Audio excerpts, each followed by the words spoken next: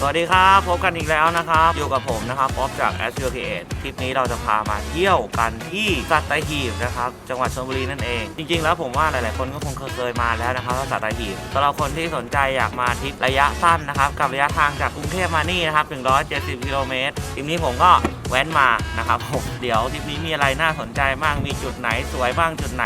น่าแวะไปดูกันเลยครับ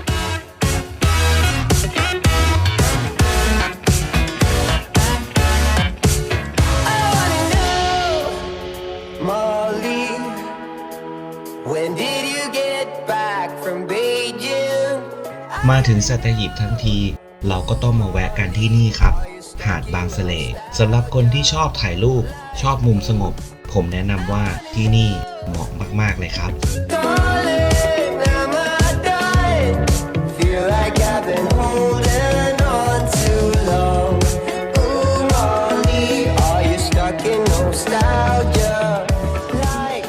สวัสดีครับวันที่2ของเรานะครับกับทริปสัตหีบตอนนี้ผมอยู่ที่พิพิธภัณฑ์ธรรมชาติวิทยาเกาะและทะเลไทยนะครับซึ่งเป็นพื้นที่การดูแลของกองทัพเรือนั่นเองนะครับวันนี้เราจะไปทริปดำน้ำแสมสารกันครับเมื่อเช้าเราไปจองตั๋วมาแล้วตื่นกันมาตี 5เพราะว่าเราต้องมาเริ่มจองตั๋วกันตอน6 โมงเดี๋ยววันนี้ทริปเราจะเป็นยังไงบ้างเป็นไปอย่างที่เราคาดไหมจะสนุกไหมหรือว่าจะแห้งไปดูกันครับผม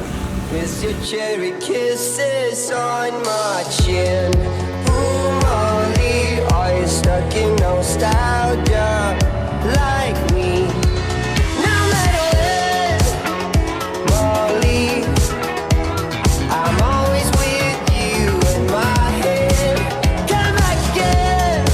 Ooh, Molly, if you're stuck in nostalgia.สำหรับกิจกรรมดำน้ำของกองทัพเรือนะครับก็จะมีเกาะที่รับรองการท่องเที่ยวด้วยกันอยู่2เกาะนั่นก็คือเกาะแสมสารและก็เกาะขามนั่นเองครับแต่สำหรับการท่องเที่ยวนั้นเราสามารถไปได้แค่วันละ1ที่เท่านั้นนะครับเวลาในการเปิดจองและจำหน่ายตั๋วนะครับจะเริ่มตั้งแต่เวลา 6 นาฬิกาเป็นต้นไปส่วนรอบเรือทั้งขาไปและขากลับก็สามารถเลือกขึ้นตามรอบที่เพื่อนๆสะดวกได้เลยครับแน่นอนว่าใครที่กำลังมองหาทริปดำน้ำใกล้กรุงเทพในราคาประหยัดบอกเลยว่าที่นี่น่าสนใจไม่แพ้ที่อื่นเลยครับ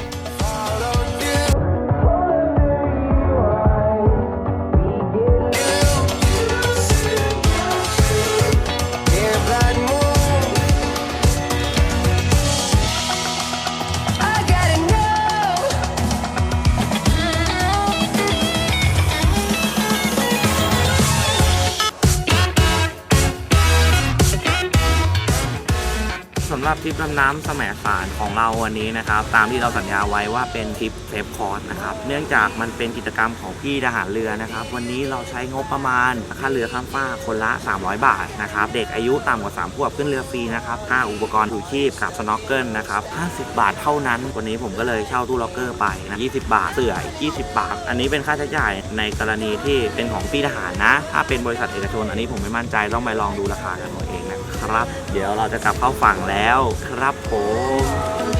Are you stuck in nostalgia like me?Miss your cherry kisses on my chin. Ooh, Molly, are you stuck in nostalgia? และสำหรับเช็คอินสุดท้ายที่เรามาแวะก่อนจะเดินทางกลับกันนะครับก็คือที่นี่ครับไร่องุ่นซิลเวอร์เลคต้องบอกก่อนเลยนะครับว่าที่นี่บรรยากาศดีมากๆสำหรับเพื่อนๆที่ชอบถ่ายรูปหรือถ่ายวิดีโอ